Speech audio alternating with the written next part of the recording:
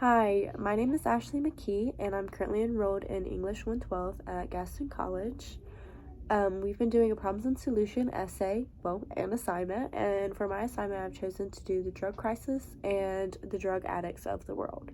Whether you know it or not, the drug crisis affects everyone, whether in our families or in our streets.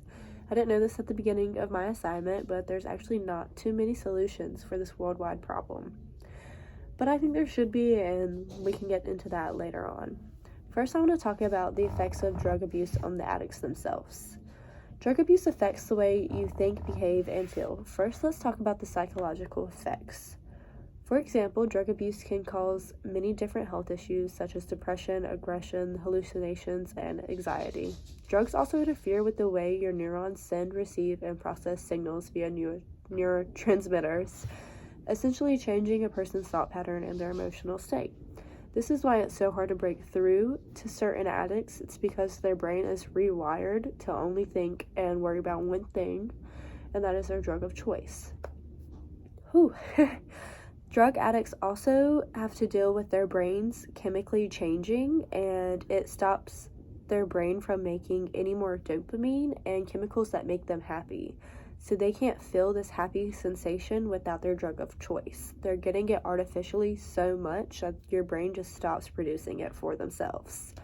The physical effects of long-term drug abuse is very serious. It can cause heart attacks, collapsed veins, seizures, organ disorders, infections, strokes, and overdose, of course. Addicts also have to deal with the effects of the withdrawals, or the come down, as some people call it. This is something very horrible for someone to have to go through, which is why addicts use so frequently. They want to do anything they can to stay away from the come down or the withdrawals.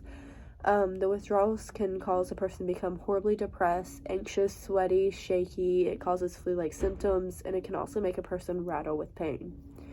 The drug crisis is a very serious problem that's only getting worse throughout the past decades. To date, there are 185 million addicts around the world, and death by overdose is the leading cause of injury-related death in the United States. Experts are saying around 90,000 people died in 2020 alone, and that is a rate of 299 deaths per day.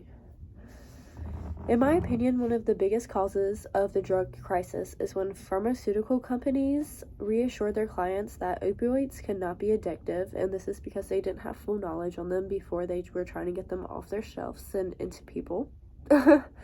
And this led to a increase of prescriptions to opioids, which led to a widespread misuse of the product. And before people knew it, people were highly addictive to the substance.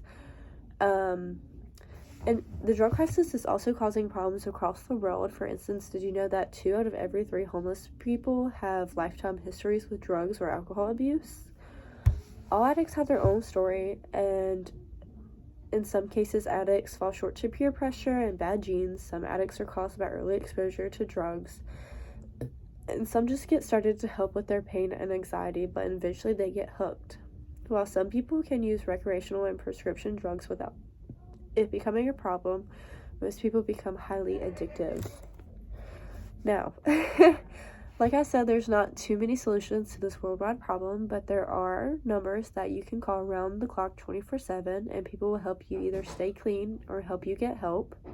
There's also many rehab facilities that offer behavior counseling, many different therapies, and even medical help to treat withdrawal symptoms. But most rehab facilities provide safe and encouraging detox places, and you're surrounded by medical professionals and addiction specialists. But the problem with this is the cost. Many of these addicts have already hit rock bottom, and they simply have nowhere to turn. They don't have the money to get help, and they don't have anyone to reach out to. And I think this is the main reason why so many addicts stay addicts. They are cornered, essentially, and they have nowhere else to turn. I think this is the biggest problem, one of the biggest problems in America.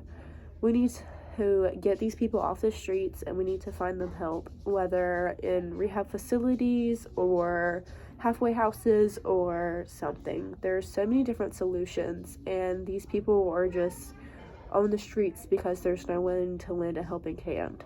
I do agree that I used to look at addicts with disgust. I have 2 older siblings that have struggled with addiction for most of their lives. I now see that addiction isn't a choice, it is a disease, and these people need our help. It's not a choice. And if people were more understanding and more caring, then I think there would be a lot less people on the streets because of this reason. In conclusion, that is it.